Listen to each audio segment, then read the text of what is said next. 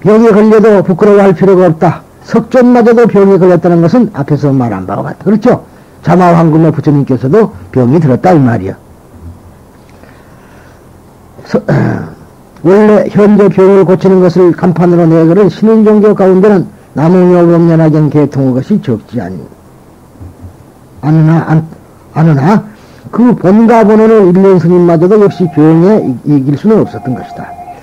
1년은 57세의 나이에 병이 들어 아무래도 낫지 않으므로 61세의 가을 조리크에 가서 양성을 할 셈으로 민호부를 출발하여 무사시의 이케가미까지 왔으나 여기에서 움직일 수 없게 되어 마침내 죽게 된 것이다. 그래서 이케가미 동경에 가면은 그 무사시인데 그 이케가미라고 이케가미 혼몬지라고 본문사입니다. 거기서 돌아가셨거든요. 그래 거기가 묘가 있어요. 밀연대서 묘가. 그런데 좀 재밌는 거는 그때 여기 왔던 우리 집은 안 왔지만 이 다음에 올 거예요. 그 우에다 스님은 참 별 희한한 분이라 자기 아버지가 이 법화동 계통은 안 하는데 자기 아버지가 그 동경 말하자면은 저기 동양대학 출신이거든요. 스님이. 그래갖고 우리나라에 와가지고 포교를 하는데 그때에 이제 해선 스님이 말이죠. 나는 우리말로 나무묘법연화경을 해야겠다. 그게 나무묘법연화경이 해방 뒤에 된 소리가 아니고 외정 때 그렇게 이야기를 했어요. 그러니까 일본 내에서는 안 된다 그랬는데 그 양반 그 우에다 지금 스님의 아버지 우에다 그분도 우에다지 여기 성은 그분이 그거 좋다. 그래가지고 해선 스님 계통에서는 그때부터 나무묘법연화경을 우리말로 한 겁니다. 일본말 안 하고.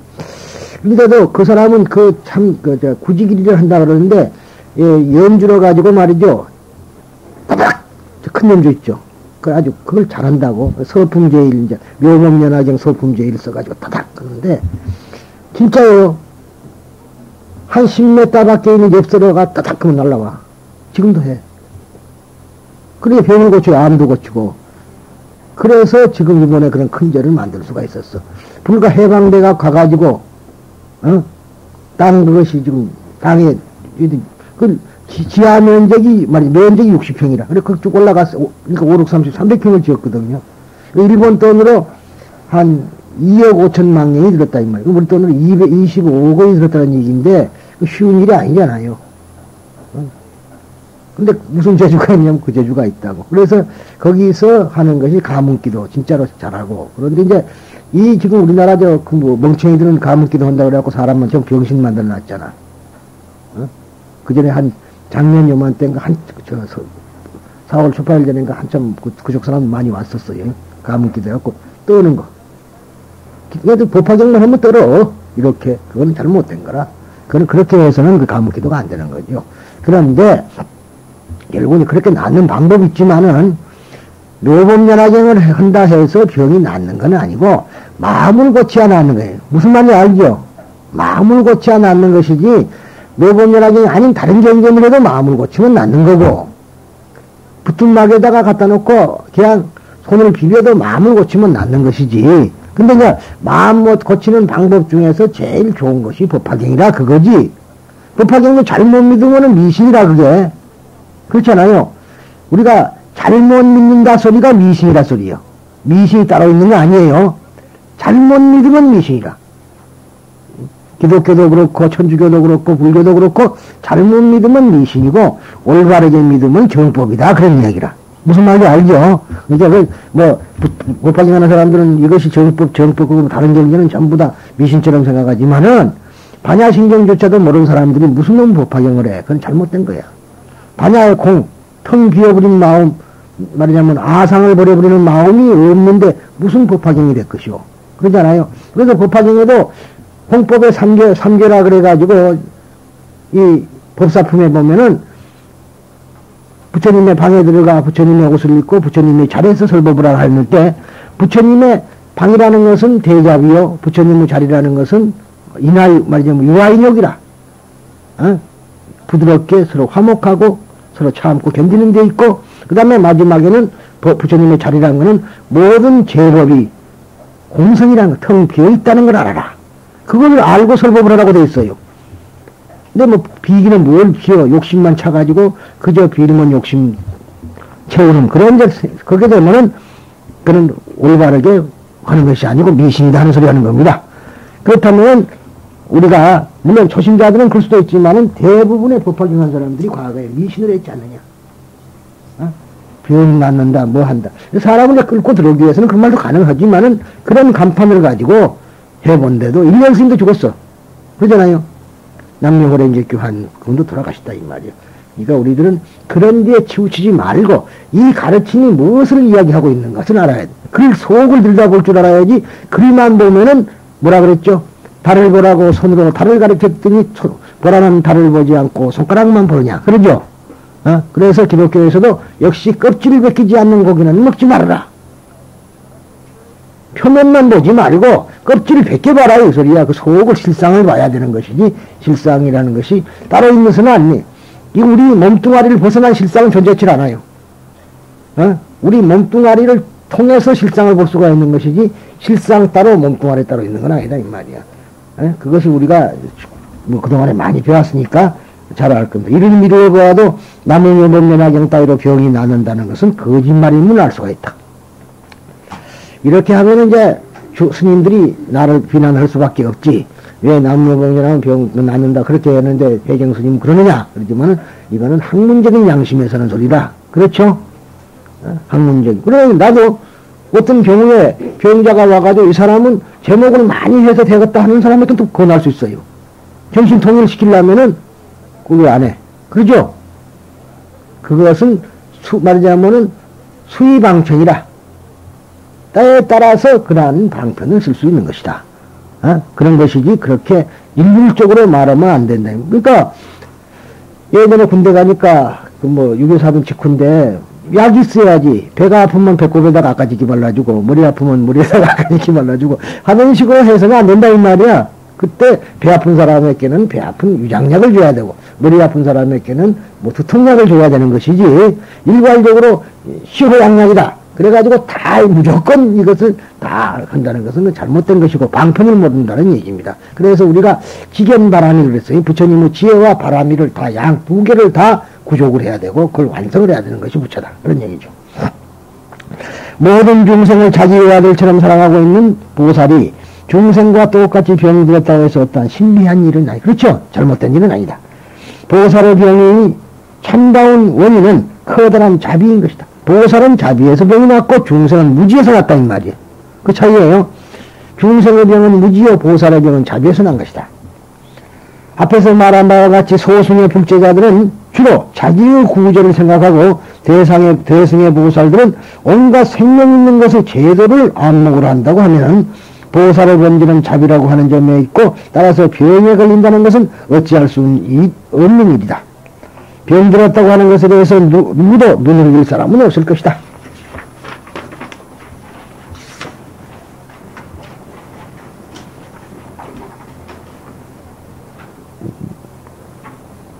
보살의 병에는 기한이 없다. 병들었기 때문에 보살도 병드는 것이어서 만일 중생의 병이 낫게 되면 보살의 병도 낫는 것이 된다. 그러나 중생의 병의 원인이 우치에 있으므로 어리석음에 있으므로 중생의 병은 없어질 리가 없다. 그렇죠? 왜? 어리석음이 없어지면 이미 보살이잖아요. 그러니까 중생 자체의 병은 없어지지 않는다. 구청님께서 상근기의 사람은 얼마나 그랬죠? 손톱 위에 흙이라 그랬죠? 중생이 언제나 계속해서 있습니다. 이 세상에 중생이 없어질 일은 없어요. 어느 때든가 있다니. 라고 한다면은 보살의 병도 무한히 계속될 것이다. 그러죠? 중생이 있는 한은 보살의 병은 무한히 끝이 없이 그저 영원토록 있을 것이다. 그 보살이 영원히 있는 이상은 영원토록 있을 것이다. 그러니까 말하자면 영원한 부처님은 누구요? 아미타 부처님이죠. 중생이 있는 이상은 아미타 부처님은 영원히 있을 것이고 중생이 있는 동안은 서가모니 부처님은 영원히 있을 것이고 그래. 그런다고 해서 아미타 부처님과 서가모니 부처님이 둘이냐 그러면 하나죠. 하나네요. 서가모니 부처님의 수명이 영원하면 아미타가 되는데 서가모니 부처님은 방편으로 열반을 해버렸다 이 말이야. 그죠? 방편현 열반. 방편으로 열반을 해버렸어 지금. 그러니까 우리 눈에 안 보이니까 결국은 아미타 부처님이라는 말이 나오게 된 거라. 서가모니 부처님이 열반을 안 하고 계속 있으면 아미타가 있을 수가 없지. 그러지 않겠어요? 그것도 우리가 생각해 볼 필요가 있습니다. 보살은 단 한 사람만으로 깨달음을 이루는 것이 아니다. 영각, 혼자서 깨달음을 이루는 사람, 영각이면은 심산유곡에서 혼자 깨달음을 경지에 안주하고 있으면 된다. 그러나 대승불교의 보살은 자리만이 아니라 타리를 구하지 않으면 안 된다. 자기만이 구제되는 것이 아니라 자기는 구제되지 않아도 타인을 구제하는 비원을 가지지 않으면 안 된다. 나는 구제가 되지 않을 망정 다른 사람은 구제돼야 된다. 그러니까 지옥은 날아갈 테니까 너희들은 극락을 가라. 그 소리가 알아듣겠죠 이제. 응? 여러분들은 보살들은 너희들은 극락을 가라 이 말이야. 너희들은 내가 구제할 때 가되 나만은 지옥을 가겠다.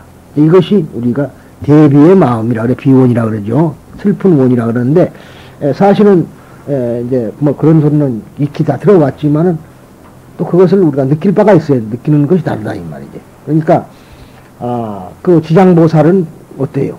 모든 사람은 다 극락 구제되도록까지 나는 지옥에 떨어져 남겠다. 그래서 지장이라는 말이 땅속에 있다 소리다. 땅속에 있는 게 지옥이죠. 그 비유라. 땅속에 무슨 지옥이 있겠어? 그러지만은 중생에게는 지옥은 땅속에 있다 그래야 된단 말이야. 어리석으니까. 그래서 이제 화탕지옥이라 갖고 부글부글 끓는 지옥, 한냉지옥이라 갖고 추워서 얼음이 붙은 지옥, 뭐 여러 가지 이름들을 우리가 만들어 놓고 중생을 교화하는 겁니다. 지옥이 그래 정말로 어디가 이런 그 장소가 있는 게 아니거든요. 지옥이라는 것은 마음이 있었기 때문에 내 마음속에도 있고 밖에도 있어. 밖에도. 여러분의 마음속에도 있잖아요. 내 마음속에만 있는 게 아니라. 그러니까 그래서 말이지 꼭 어리석게 글자만 봐가지고 땅속에 있는 것이 지옥이다. 뭐 이런 식으로 생각한다면 그 사람은 아직도 덜 뛰기라. 그렇지 않겠어요? 분명 보통 중생들은 지옥이 어디 있느냐 그러면 그래. 옛날에 기독교에 세례를 줄 때 하나님이 어디 계시냐면 하늘에 계신다. 그래야 세례를 줬어. 근데 지금은 좀 발달해갖고 하나님이 어디 계시니까 하늘에도 있고 나한테도 있습니다. 그렇게 돼야 된다는 요즘은 발달했어요. 옛날에는 그 문답할 때 하나님이 어디 계시면 하늘에 계신다. 그렇게 됐었거든. 근데 그게 좀 바꿔졌죠. 근데 이제 그렇다고 본다면은 지옥이 어디가 있느냐 그러면 나한테도 있고 여기도 있고 하늘에도 있습니다. 그렇게 해야 맞겠죠. 땅속에도 있습니다. 그래야 맞을 거란 말이에요. 그런데 여기 땅속에만 있다고 생각하면 잘못된 거이고 이 속에도 있습니다 했을 때 비로소 그 사람이 이제 좀 배운 가치가 있는 겁니다. 그리하여 중생이 괴로워하고 있는 생사윤회의 한복판에 뛰어들지 않으면 안 된다. 생사의 세계란 미혹의 세계이며 치해의 세계이다. 즉 어리석음을 사랑하는 세계라 이 말이야. 치해라는 말은 우치. 치해의 가운데서 고통을 경험하지 않으면 중생의 고통은 알 수 없다. 그러죠? 중생과 똑같은 고통을 당해보지 않고 어떻게 하겠느냐. 그래서요, 또 웃음의 소리지, 이것도. 지금, 그제 이번에 이제 어떤 보살하고 하나 같이 갔어. 이제 근데 그 보살이, 원래가 성원정사 보살인데, 그, 일본말도 좀 하고, 또 이제 그 호텔, 엠버서터 호텔에서 이제 뭐, 판촉 비슷하니 하고, 그런 사람이 있어요. 같이 갔는데. 내가 비구라 그랬더니, 어째 스님이 비구냐 그래. 이 멍충아. 나이가 지금 환갑이 다 된 60이라, 이 멍충아.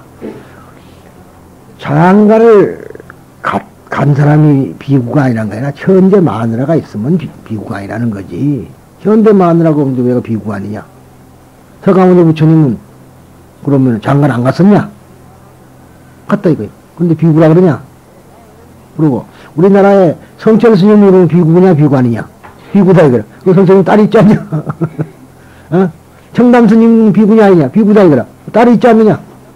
관원 스님은 비구냐 아니냐? 그것도 딸이 있지 않느냐? 또 지금 전관원 스님 말했죠. 그러면 이제 우리가 보면은 다 비구 말하자면 그 전에 옛날에 다 경험이 있는 사람이 돼야 된다. 그러니까 결국은 그런 사람이 큰 스님이 된 이유는 중생 속에 뛰어 들어가 있었기 때문에 중생의 괴로움을 알고 그래서 그게 가능한 것이고, 그렇지 않고 이제 또 순수하게 어렸을 때부터 출가해가지고 쭉 온 사람이 있어요. 쭉 온 사람이 있는데 그 사람들은 아무래도 폭이 좁아. 경험을 안 해본 건데, 오직 하면 그러지 않아요. 어느 스님을 보고 누가 묻기를 그 음식 맛있습니까? 그러니까 졌다 그래요. 설명을 안 되는. 먹어봐라 이거야. 그래, 네가 맛있는 게 없는 줄 알지. 내가 말한다고 너가 그 맛을 알 수는 없는 건 아니냐 이거라. 그와 마찬가지로 경험을 통해서 자기가 중생의 아픔을 때의 아픔을 아니까 중생을 건질 수 있는 것이다. 탁상 공무원이라는 그런 거예요. 안 해보고 지금 공무원들이 말이죠. 물론 다 그런 건 아니지만 안 해보고 무엇이다 하는 건 다 틀린 이야기라. 경험이 있어야 된다고요. 이 경험이 제일인 거예요. 사람은 자기가 어떻게 경험을 했느냐에 따라서 어떻게 대처도 할 줄 아는 것이지 생판 모르는 사람이 책상에 앉아가지고 이러면 돼. 지금 교통행정 같은 것도 잘 못하는 이유가 실질적으로 경험을 안 해보고 그런. 이게 시장이 선거 때만 기어 돌아다니지 이것들이 말이지 딱 시장이 되어버리면 시내도 안 나와버린다고 그러죠. 그러면 안 되는 거라. 부지런히 돌아다니면서 이 옛날에 임금님이 훌륭한 임금님들은 전부 다 미복을 하고 미복이라는 것은 이제 왕복 벗었다는 얘기입니다만 미천한 옷을 입고 언제나 문안을 돌아다녔거든. 주로 어디로 많이 가느냐 하면 남산골이에요. 남산골이 가난한 사람들이 많이 살았고 선비가 북촌에는 양반들이 많이 살아서 부자들이 살았고 남산골에는 가난한 사람이 살았다. 이제 거기를 돌아다녔다. 그래서 거기서 실질적으로 그 가난한 사람들과 만나서 이야기를 해보고 생활을 보고 아는 거라. 뭐 그런 것은 한두 가지가 아니죠. 비원에도 가면은 농사 짓던 자리가 있어요. 비원에도 가면 논이 있다고 논자리가. 그래서 직접 임금이 농사도 지어보고 또 지금 때가 어느 때다 이거. 그러니까 농사철에는 가급적 부역을 자기가 보면은 별을 자기가 이렇게 심어서 이렇게 길러보면은 지금 바쁠 때다 안 바쁠 때다 할 거 아니에요. 근데 그걸 안 해보면은 혼자서 마음 내킨 대로 아무개 누구처럼 그냥 밥 먹다가도 생각나면 뭐라 그러고 그래갖고 이 나라가 이래 버린 거 아니에요? 별로 경험이 없으면 안 돼. 그래서 우리가 보살들이란 것은 자꾸만 밖에 말하자면 그 봉사활동을 통해서 자기 인격도 완성되고 참는 것도 기르고요. 또 아울러서 그 실제를 자기가 이해를 할 수 있고 그러니까 자리탈이 남을 위해서 하는 것이 곧 자기를 위해서 하는 게 된다 이 말이. 자기만 위하면 남을 전혀 모르니까 그건 잘못된 것이고 그래서 성문 영각과 보살의 차이가 나는 거 아닙니까? 그렇죠? 영각이라는 건 신산조국에 가가지고 자기 혼자 깨달았겠다고 앉아있는 사람이라. 그래 성문 영각. 보살이라는 거는 실질적으로 필드에 나가서 뛰어보고 그래서 아는 거다 그런 얘기죠. 그런데 이제 설법을 듣기 전에만 하더라도 자기가 보살인지 뭔지는 몰랐잖아. 그런데 설법을 듣고 보니까 내가 보살이구나. 보살이 따로 있는 건 아니었구나. 보현보살이 따로 있는 것이 아니고 문수보살이 따로 있는 것도 아니구나. 그걸 이제 우리가 알 수가 있는 겁니다. 그래서 그런 것이 우리가 참 중요한 얘기죠. 그래. 그래서 즉 우리가 말하자면 미호의 세계이고 미호의 세계라는 것은 바로 어리석음을 사랑하는 것이 치여의 세계가 바로 미호의 세계라. 그러니까 내가 어리석다는 것 자체가 미호의 세계라. 어리석으니까 미신이라. 어리석게 믿는 거예요. 그 말이 그 소리입니다. 그래서 그렇기 때문에 보살은 생사의 세계에서 중생의 고통에 감응하는 것이다. 감응이라는 것은 서로가 서로를 느끼는 거란 말이에요. 우리가 기도를 할 때 감응도교 애민합수 그런 말을 씁니다. 부처님과 나는 감응을 해야 돼. 느낌으로서 느낌을 가지고 서로가 응해야 된다 그런 얘기. 말하자면 우리가 텔레파시 비슷한 소리도 합니다만 그 감응하고는 텔레파시하고는 똑같은 소리는 아니죠. 근데 서로가 이렇게 느낌으로 가지고 말하자면 서로 응해준다 그러죠. 중생을 구제하기 위해서 생사의 세계에 들어간 보살은 중생과 똑같이 치에로부터 생기는 병에 걸리지 않으면 안 되는 것이다. 이 여러분들은 병에 걸리는데도 물론 몸이 아프는 것도 중생이 아프니까 나도 아프다. 그래야 돼 앞으로는. 내가 아픈 게 아니야. 중생 병이 나서야 나도 병은 안 한다. 이제 그렇게 그 다해부심인데 그러니까 이제 그 참 중요한 거 그래요.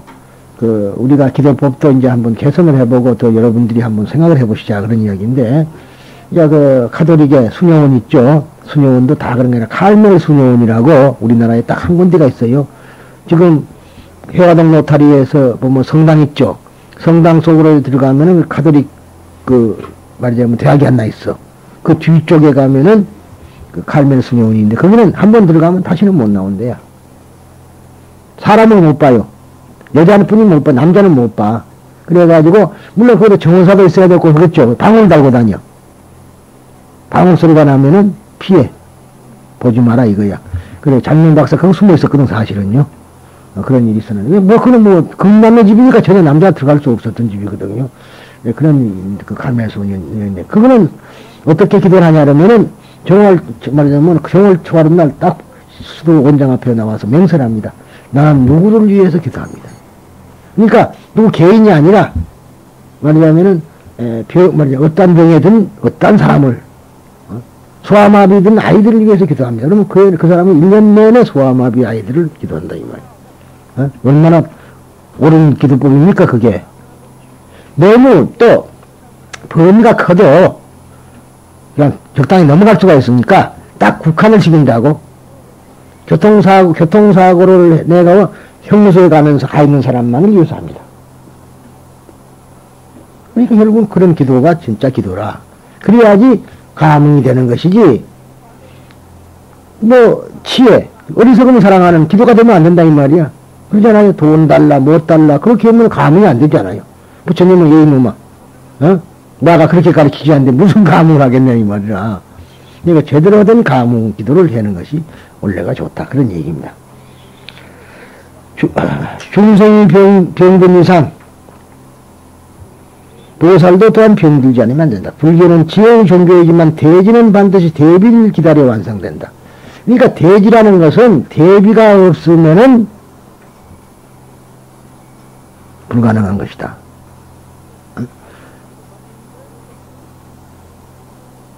대비가 말하자면 지혜가 완성된다는 것은 대비심이 없고는 지혜가 완성되는 거 아니다.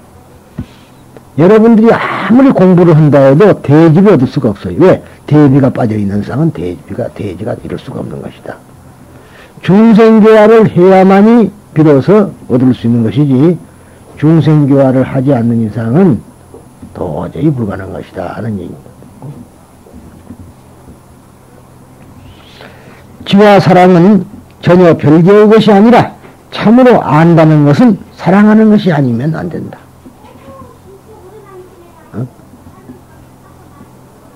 무슨 말인지 알겠죠? 정말로 안다는 것은 사랑이 아니면 알 수가 없는 것이다. 대비가 있어야만이 대지가 있는 것이다. 사랑이 결여되면은 지라는 것은 공허한 것이 되고 딱딱한 것이 되버려요. 그래서 내가 하는 말은 결국은 자비 그러는데 너와 내가 하나란 것을 알지 않는 이상은 자비가 나올 수가 없는 것이다. 대비심이 말하자면 이러는. 근데 우리들은 동정심을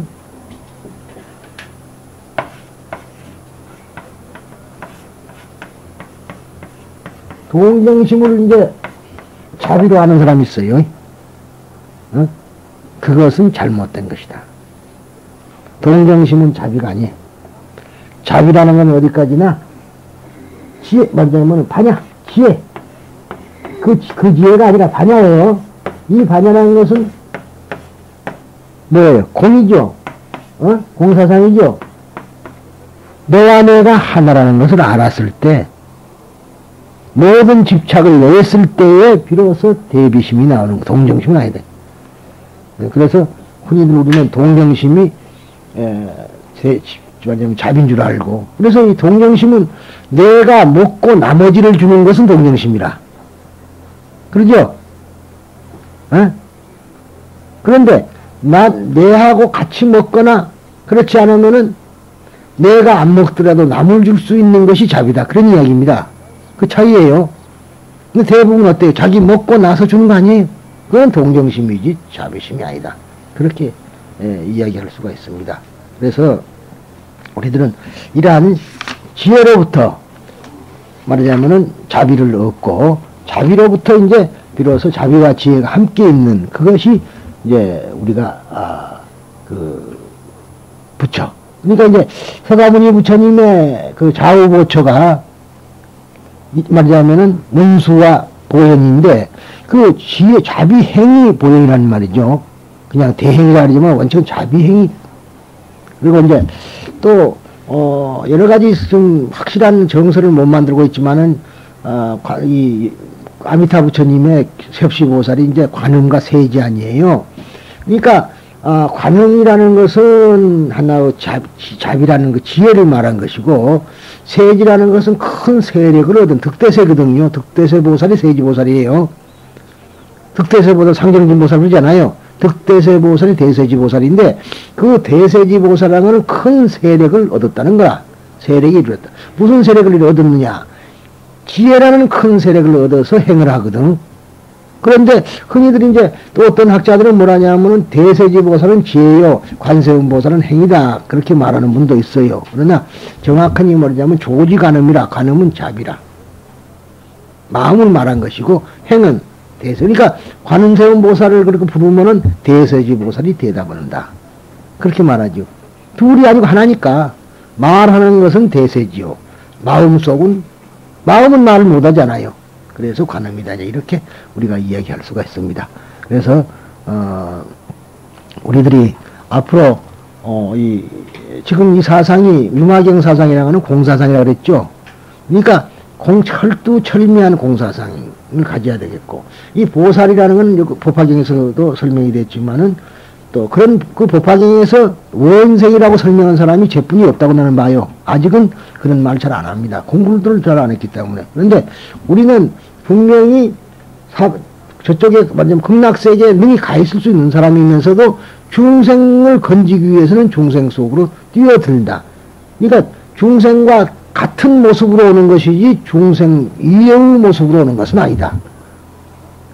그런데 이제 그러한 모습을 저런 관세음이 저렇게 관을 씌우고 저렇게 예쁜 모습으로 왜 나타나느냐 그러면 저것은 결국은 그런 마음을 가진 사람의 어떠한 그런 마음을 가지라.